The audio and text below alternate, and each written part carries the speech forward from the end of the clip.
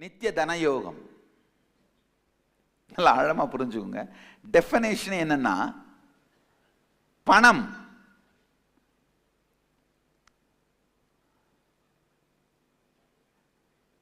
நம் வாழ்க்கை, இது இரண்டுக்கும் இடையே இருக்கின்ற உறவு.